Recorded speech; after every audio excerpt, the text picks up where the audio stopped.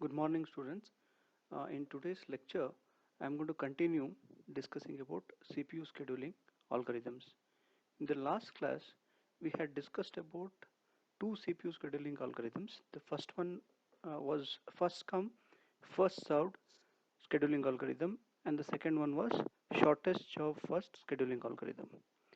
The first come, first served scheduling algorithm, though it is pragmatic, suffers from what is known as convoy effect, and because it is non-preemptive, it is not suitable for time sharing systems.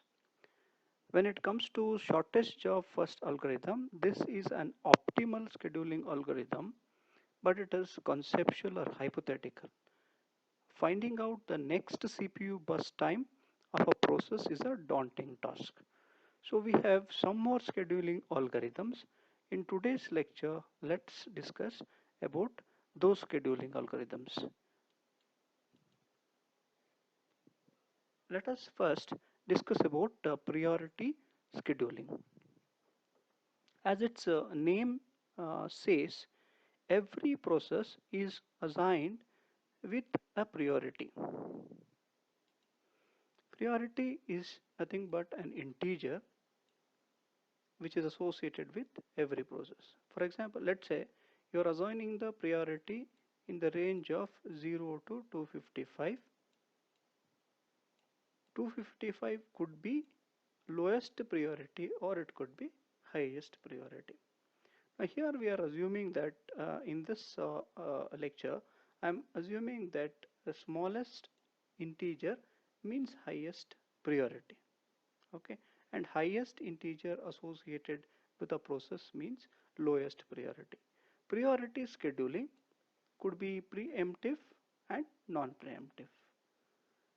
What happens here is the scheduler looks at the priorities of the processes which are there in the ready queue, and whichever process has got least priority is picked up first for execution.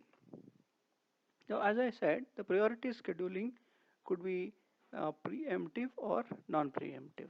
Let's say there is a process with priority 7 is running on the CPU. In case of a non-preemptive scheduling, if another process with the priority, let's say 5, comes into the ready queue, that means this has got a higher priority than the process which is running. If the process is allowed to run, the currently executing process is allowed to run, that means it is a non-preemptive scheduling mechanism. If the currently executing process is removed from the CPU and the process which has arrived recently with higher priority than the process which is currently running, that process is given the CPU, then that algorithm becomes preemptive priority scheduling algorithm. We will take an example and see the difference between preemptive priority scheduling and non-preemptive priority scheduling. The SJF that we discussed in the last lecture is also a kind of priority scheduling where priority is the inverse of predicted next CPU burst time. That's because if the next CPU burst time of a process is more, then its priority will be low. That is, the CPU burst uh, time is inversely proportional to priority. If the CPU burst time is less, higher will be the priority of the process. So that's about the priority scheduling. Let us now take a numerical example and see how scheduling happens in priority scheduling case. Look at this example carefully. What we have done, what is new to us, for some time you forget about this waiting time.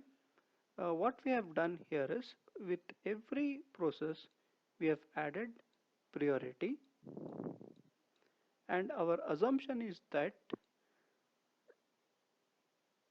if the value of the integer is less, then the process has got higher priority. In this case, the process P2 has got the higher priority. Next lowest integer value associated with the process is this 2.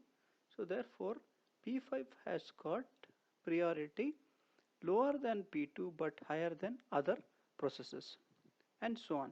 So we have assigned priorities to all these processes.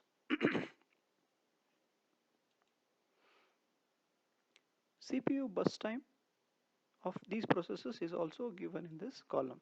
Now let us see how scheduling decisions are made in case of priority scheduling algorithm with the help of this Gantt chart. Now, another assumption is that all of these processes have arrived into the ready queue at some time t. Could be 0 or whatever may be the value of the t, but all of them have arrived into the ready queue at the same time, but in this order. Okay, so the scheduler looks at the priority values of these processes. Process P2 has got the highest priority because it has got the lowest integer associated with it. So P2 is scheduled at time t is equal to 0. Its CPU bus time is 1. It runs for 1 time unit. After that, P5 has got the next priority, so therefore P5 is scheduled. P5 has got its bus time 5, therefore it completes at 6. Then P1 has got the higher priority, so therefore P1 is scheduled, and so on, right? So all the processes are going to complete their execution at t is equal to 19. Now let us see how to calculate the waiting time. Now when it comes to P1, P1 is allowed to, assuming that P1 has come in at t is equal to 0, P1 is allowed to run on the CPU only at t is equal to 6. So therefore the waiting time of process P1 is 6. Whereas P2 is immediately given the CPU as soon as it enters into the ready queue. So therefore the waiting time of P2 is equal to 0. Similarly, the waiting time of P3 is 16 because it gets CPU after 16 time minutes. So similarly, we have calculated the waiting time of P4 and P5. Now to get the average waiting time, which is one of the metrics or the parameters used to compare the performance of algorithms, that is average waiting time. How is it calculated? Add the waiting times of all these processes and divide by 5, where 5 indicates number of processes in the ready queue. So it is equal to 8.2. Anything could be the unit of time. It could be 8.2 milliseconds. Okay, priority scheduling is best suited for real-time systems, but there is a problem associated with the priority scheduling. That is, now a process which is given the CPU, let's say it is running on the CPU, and its priority is, let's say, 7.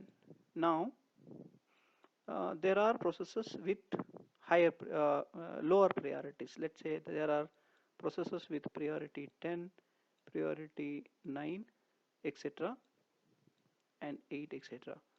Okay. After this, process, before uh, uh, before another process which is having the priority 8 is taken up for execution, if another process with higher priority, let's say with priority 6, comes into the ready queue, then this process is put at the head of the ready queue and this process is given CPU. This continues. If higher priority processes keeps coming into the ready queue, all these processes will remain in the ready queue and starve. That is the major problem which is associated with the priority scheduling. Okay. Now, what is the solution? Is there a way to come out of this problem? So there is one solution proposed for this problem, which is called aging. So aging is nothing but every process is given a base priority. Let's say a process is given the processes are assigned the priorities in the range 0 to 127, and a process, let's say, is given lowest priority, that is it is associated with this number 127. After every time slot, increment the priority of all the processes in the ready queue. Now let's say after every 15 minutes, the priority of the processes is incremented or higher, in the sense uh, after 15 minutes the priority of this process which I talked about will become 126. So it will become higher. The lower the value, higher will be the priority of the process. So similarly, every 15 minutes the priority of this process will get improved by 1. So that means in an hour its priority is getting improved by 4.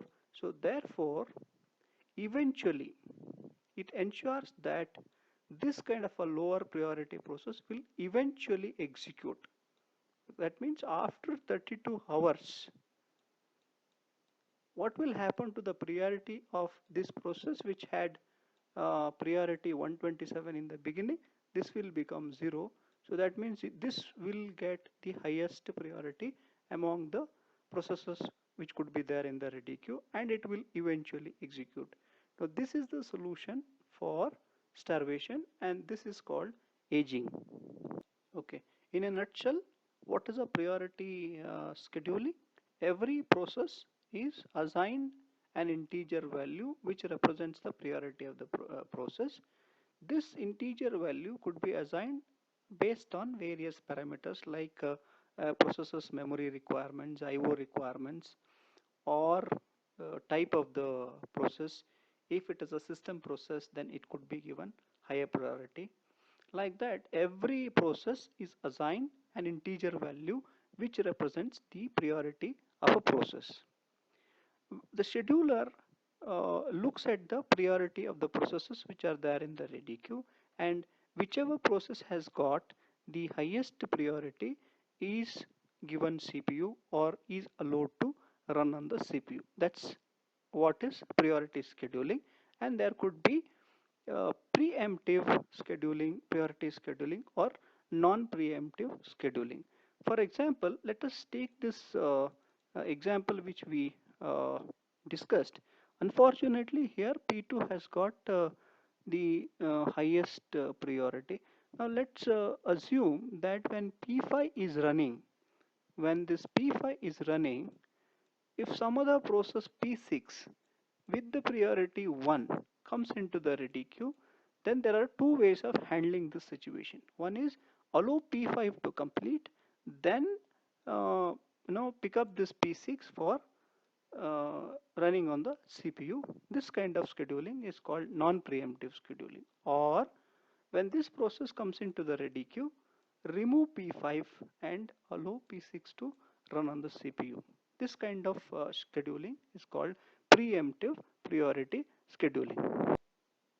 Okay, so though this priority scheduling, CPU scheduling, appears to be a promising solution for scheduling problem, this has got an issue attached to it. That is, the processes with the lower priority could starve, because uh, the process with higher priority can keep coming into the ready queue and make the process with the lower priority, or the processes with lower priority, to stay in the ready queue only or starve. The solution for that is, at every constant interval of time, the priority of the processes which are there in the ready queue can be highered, or could be incremented. So at some given point of time, uh, the processes will have highest priority, and eventually the processes will be allowed to run. The danger in this case is multiple processes could get the same priority. So what happens in that case? Then the priority scheduling will start scheduling like first come first served scheduling. That is, if multiple processes are having the same priority, then whichever makes the request for the CPU will be picked up first for scheduling. This is about the priority scheduling. Now let us discuss about another important scheduling technique which is very pragmatic and commonly used, called round robin CPU scheduling technique. Okay, round robin scheduling. Here every process will get small amount of CPU time called time quantum. I'll tell you how one should arrive at the value of Q. You cannot be having large value for Q, or you cannot have very small value for Q. I will tell you why is that. Once this time is elapsed, the process is preempted. The process is taken out from the CPU and added to the end of the ready queue. Okay, so whichever process which is there at the head of the ready queue will get Q time quantum. So this process continues, therefore it is called as round robin scheduling. So here if you know assume that there are n processes in the ready queue, no process will wait for more than n minus 1 into Q time units. That is, if you have, let us say, if you have 5 processes in the ready queue and the value of Q is also 5 milliseconds, that is the time quantum is also 5 milliseconds, and then no process will wait for more than 20 milliseconds. It is assured that after 20 milliseconds the process will get the CPU. Every process will get its second turn or second time quantum after every n into Q time units. That is, in this case, after every 25 milliseconds the process will get its second turn to run on the CPU. How this can be implemented? It is easy to realize this round robin scheduling.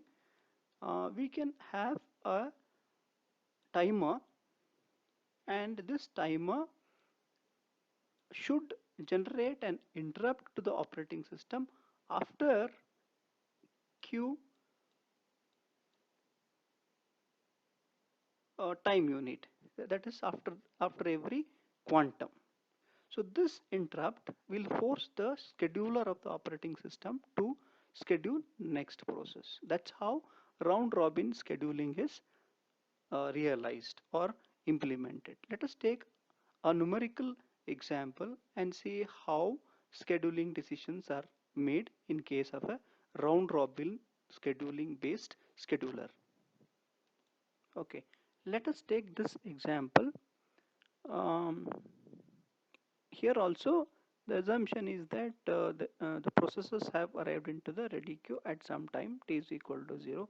There are 3 processes in the ready queue, and its CPU bus time is associated with all these processes, right? Let us assume that the value of Q is equal to 4.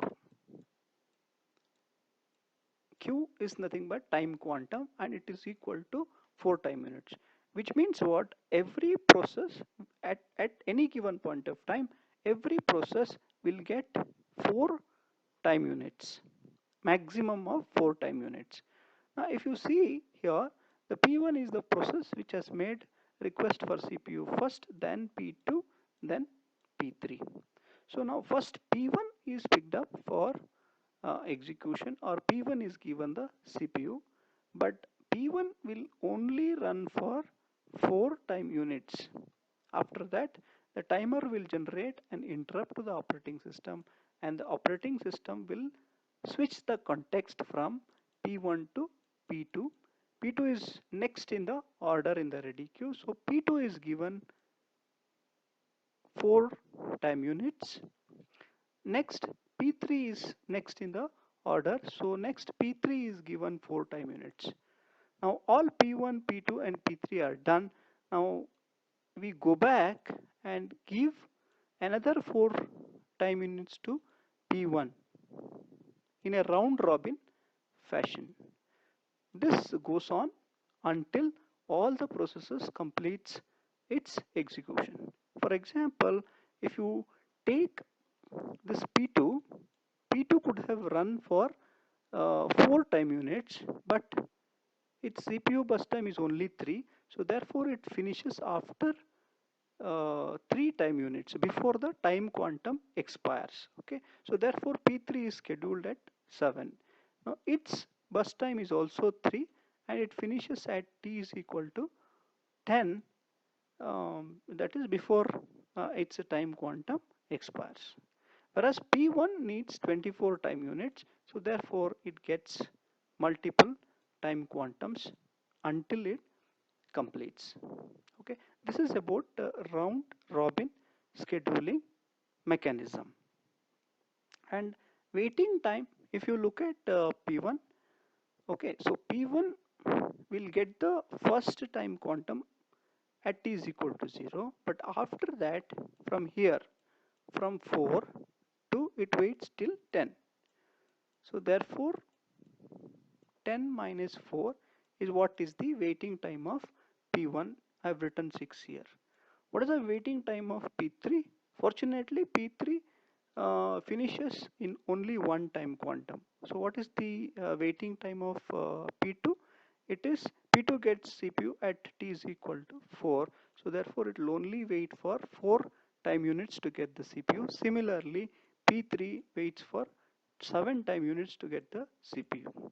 So you know how to calculate the average waiting time. Here there are 3 processes. So therefore we add we add all the waiting time of these processes and divide it by 3. So we get 5.66. That's the average waiting time of these processes. This value could be used to compare this algorithm with the other algorithms. For example, in case of FCFS, if you would have scheduled these processes using FCFS mechanism, average waiting time would have been 17, whereas here it is 5.66 time units. That's the advantage of round robin scheduling. Okay, when we started the discussion about round robin scheduling, I told you that value of Q, which is nothing but time quantum, has to be appropriately chosen. Let us see what is the reason for that. Now, if you let us take uh, an example. Let us assume that there is a process and its CPU bus time is 10 time units. And if you take Q as 12, then what will happen? This P would complete its execution before this Q expires. So how many context switches are required? 0. Okay, because this P finishes within the time quantum allotted to it. Now what you do, you reduce the value of Q from 12 to 6.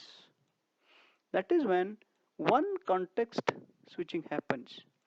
That is the P process P will run for 6 time units because that is the value of the time quantum. If there is no other process in the ready queue, it is allowed to run again, but its context is saved, it is resumed again, and then it is given another 4 time units to, actually 6 time units to run, but it will complete its execution in another 4 time units because its CPU bus time is 10 time units. So therefore, how many context switching is happening here? One context switching is happening. So we gave a high value to Q and found that there is no context switching. So it is something like it becomes a FIFO, like whichever process comes in to the ready queue first is allowed to get the CPU first. So it becomes kind of FIFO. And now we will see what happens when we take a least value to Q. If you take Q is equal to 1 for this process, assuming that this is the only process in the ready queue, this process is going to switch, in the sense its context, number of context switches are 9,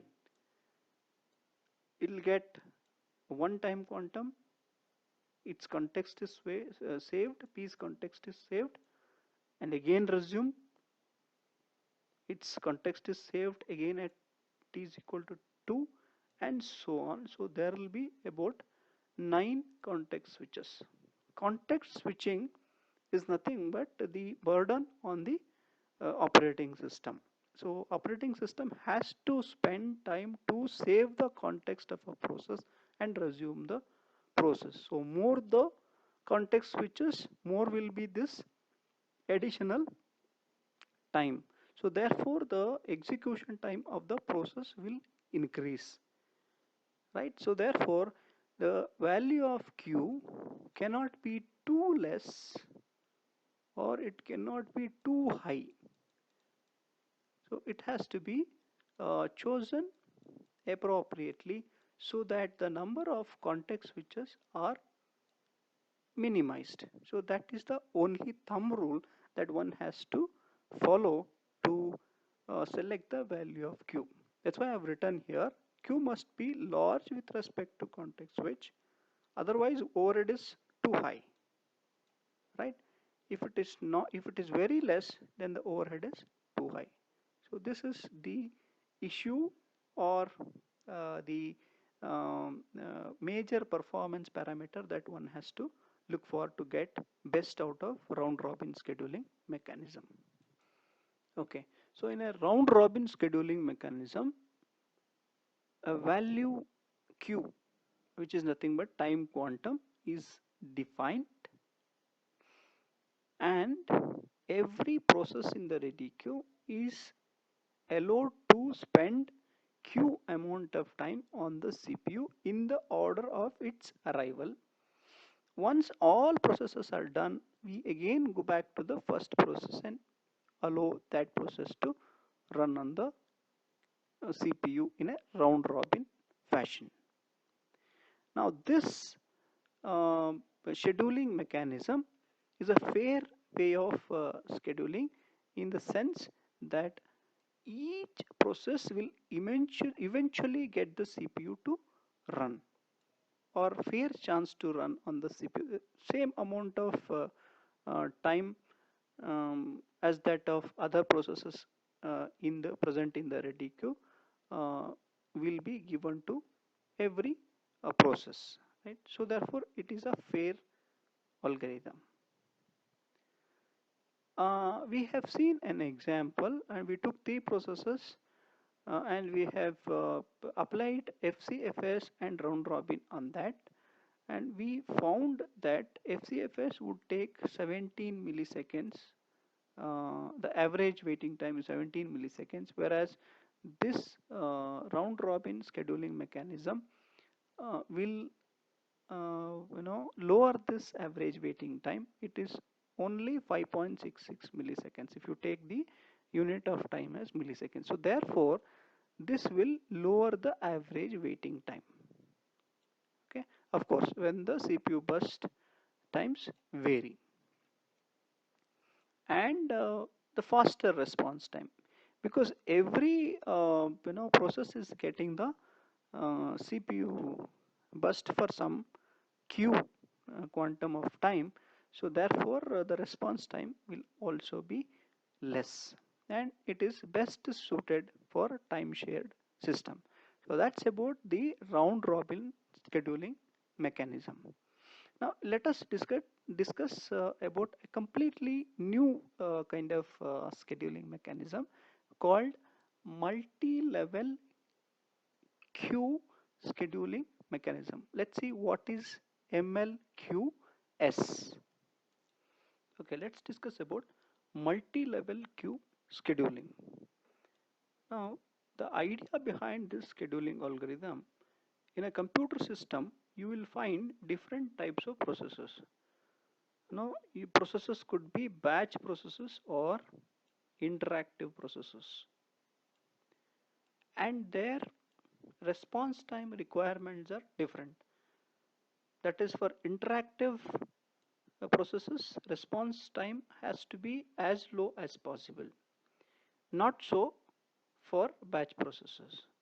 Now, keeping this in mind, can we split our ready queue, which is one single queue, into multiple queues? For example, put one queue for all the background processes and have one queue for all the interactive processes, something like this. No, you put interactive processes here and put all the batch processes here.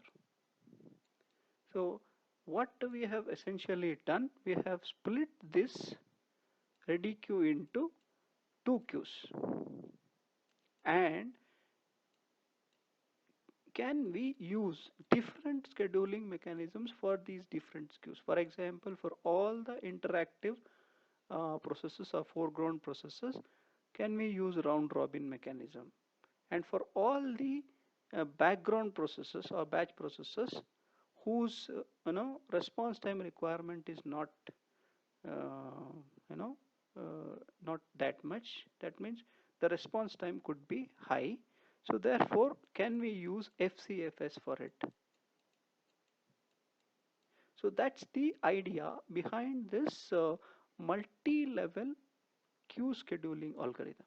But when we split this ready queue into multiple queues, what we have to do now, as and when the process comes into the ready queue, let's say process P, which is an interactive process coming into the ready queue, now we have to permanently put this process P into this queue. And if there is another process P1, which is a batch process, which is coming into the ready queue, now we have to put this into this batch. So now we have here additional responsibility of identifying which type of process is this and to which queue we have to put this process to. Now once that is done, now we have to decide, there is only one CPU. Now we have to decide process from which of these queues will go into the CPU or run on the CPU. So therefore the scheduling must be done between the queues also. So what kind of scheduling could be done? We can go for fixed priority scheduling. That means we can assign higher priority for this. The next priority could be assigned to this and so on. Which means that the processes from this queue, which is having the higher priority, its priority will not change. That's why it is called fixed priority scheduling. Its priority will not change. So all the processes which are there in this queue will execute first. Only when this queue becomes empty, the processes from the next queue is chosen for execution. So that's the concept behind MLQS or multi-level queue scheduling. We will look at you know the mechanism with the help of a diagram, or pictorially I have represented this MLQS. I have written here though, but it is looking little clumsy. Let's see a proper representation of this MLQS mechanism. Okay, look at this diagram carefully. Here we have how many queues? We have four queues. Okay, so what are we doing first? We are defining how many queues should be there. Okay, okay, we are defining how many queues have to be there inside the system, and these four queues constitutes our ready queue. Okay, now see what type of processes are put in this queue. All batch processes are put in this queue. So therefore whenever there is a process coming into the ready queue, you have to immediately find its type, and if it is a batch process which runs in the background, then you have to push that process to this queue, right? And you have another queue which is meant for only foreground processes or interactive processes. Okay, in this case, what is the requirement? The response time has to be as less as possible and push such processes into this queue. And there's one more process, one more queue, sorry, uh, and you put all OS, operating system processes, into this queue. And if you have any process, real-time process, okay, it which has to be immediately given the CPU to run. So such processes are put in this queue. So that we have four queues, and we have also clearly defined which process will go into which queue. And now look at the priority. Okay, all the background processes will get the least priority, right? So you can give I'm very sorry, we have assumed that higher the number and lower will be the priority. So give it lowest priority, then for this give higher priority, and so on, right? So these priorities are fixed. So what are we defining now? What is the scheduling mechanism used to schedule among these queues, among these four queues?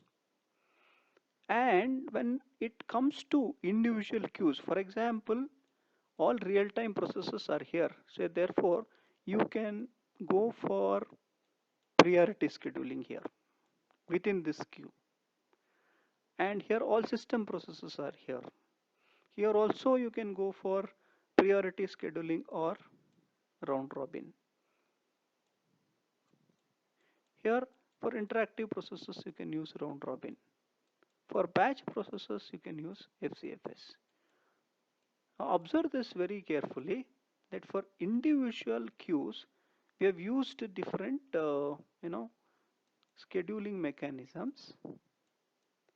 Okay, priority scheduling, round robin scheduling, FCFS, etc. And to schedule among the processes, sorry, among the queues, that means the process belonging to a particular queue. For example, there is a process in this queue. When it has to be scheduled on the CPU, that is when all the processes of this queue are executed. That means when this queue becomes empty, when this queue becomes empty, only then you can pick up the processes from this queue. That is because this is having the higher priority than this queue. Now after this this queue is done, that means all the processes in this queue are executed, then this queue is the processes in this queue are used for scheduling. Okay, this is what is known as multi-level queue scheduling. I hope you have understood this multi-level queue scheduling. I'm going to repeat here. Depending on the types of processes, we are going to categorize the processes. Okay, and put one type of processes in one queue. Okay, that means if we have multiple types of processes, we might need multiple queues. So therefore our ready queue is now split into multiple queues, or multi. Why it is called multi-level queues? Because we are also attaching the priority to these queues. Which queue has got the higher priority and which queue has got the lower priority. Now how to select the processes for execution? Use for these queues which are uh, okay, which are considered in the ready queue. You can use different scheduling mechanism for these individual queues, like I told you. And the queue, all the processes which are present in the queue having the highest priority, after all those are executed, then you pick up the processes in the queue which is having little lower priority than this. Okay, and go on like this till all the processes are executed. So this is about the multi-level queue scheduling. Okay, do you see any potential problem with this kind of approach? We feel that all processes will eventually run, but it is not so. Um, Assume that uh, we have used FCFS mechanism to schedule batch processes. Okay, now assume that now this queue is empty, this queue is empty, and this queue is also empty. Okay, empty. All these queues are empty, and this queue is also empty. Now, before picking up this process, which is present at the head of the queue, now if a process, real-time process comes into this queue, so what happens now? This will be left in the queue, in this queue only, and this process is allowed to run on the CPU. And if this goes on, all these processes will starve. So this starvation is a major problem in the mechanism which we just discussed. So what is the solution? Now let us see what is the solution, and let us also look at another approach for CPU scheduling, that is multi-level feedback queue scheduling. Okay, now let's discuss about multi-level feedback queue scheduling. In case of multi-level queue scheduling, um, what is the concept there? Once the process P comes into the ready queue, we uh, decide the class of process or category of process, and we move into a particular queue. And once it is sent to that queue, it is not supposed to leave that queue till it completes its execution. So therefore that kind of a scheduling mechanism is very much inflexible.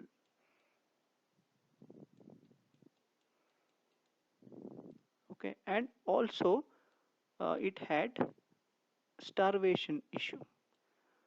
Now here, how we can overcome this problem? The idea here is all the processes which are having smaller next CPU burst are put to a higher priority queue. Now if you look at this diagram, we have three queues with the priority 0, 1 and 2.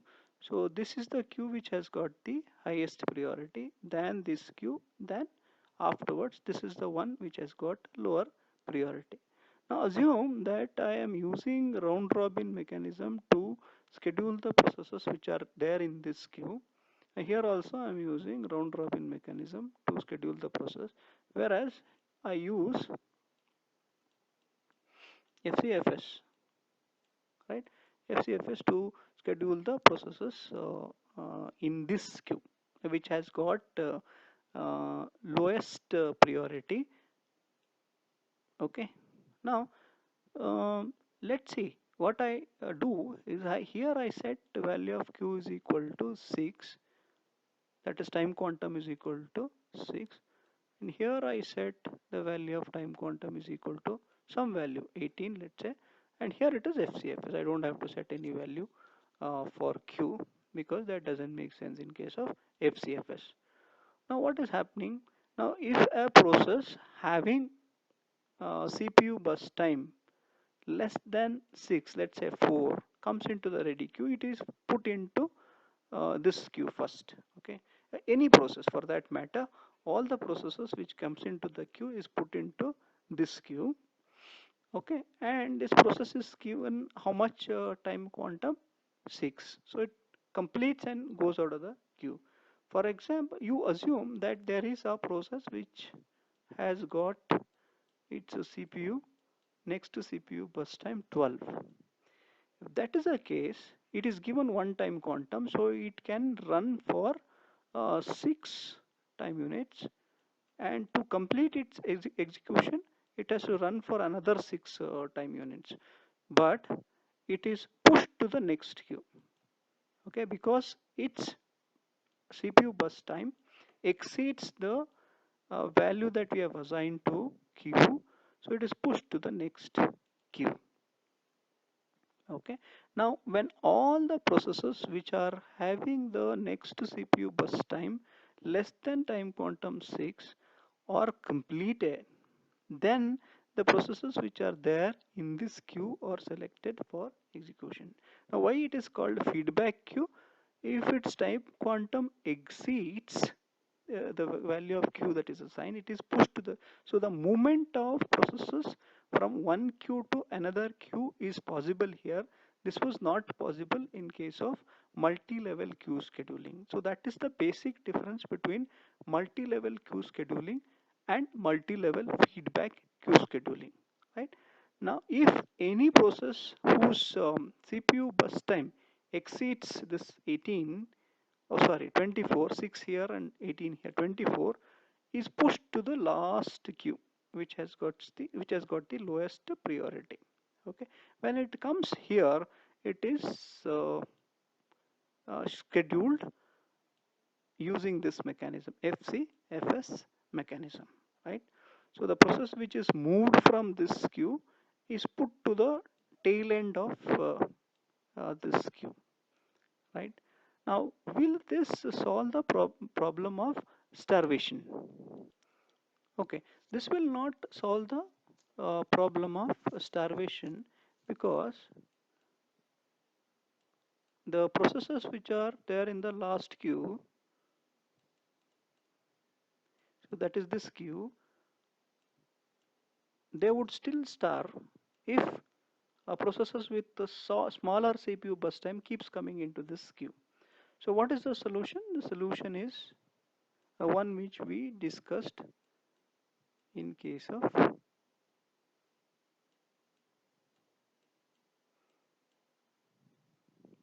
okay, priority scheduling. Aging. Okay, what is this? That is, if a process is going to stay in the queue, some queue for longer amount of time, its you know, priority is increased, of course. So here what can be done, we can instead of you know uh, you know what assigning the priorities to the individual processes. Now if let us say the process P1 remains for longer time, then this process P1 could be pushed up. This process could be pushed up, so you can take a decision on how much time a process is going to stay in this queue. If the process is going to remain in the queue for more than that specified time, then it could be pushed up. So upward movement of processes and downward movement of processes, uh, both are possible, right? So this aging will solve the problem of starvation. This is about multi-level feedback queue scheduling, right? So now let's quickly summarize the multi-level feedback queue scheduling. Okay, we will list its characteristics. So like I discussed, first you have to define number of queues, and you have to select a scheduling mechanism for those individual queues, and a method has to be devised to determine when to upgrade the process to a higher priority queue. That means from the lower priority queue to the higher priority queue. and a method has to be devised to determine when to demote a process to the lower priority queue from the higher priority queue. Okay, and you have to determine what is the mechanism that could be used to assign process to a particular queue. Okay, so these are some of the requirements if you have to use multi-level feedback queue scheduling mechanism for CPU scheduling. So with this we have, of course, you have to have what is the scheduling mechanism among the multiple queues. That is also important. So with this we have done with discussing about first come first served scheduling. Okay, then shortest job first scheduling, priority scheduling, round robin scheduling mechanism, and then multi-level queue scheduling mechanism, and then multi-level feedback queue scheduling mechanism.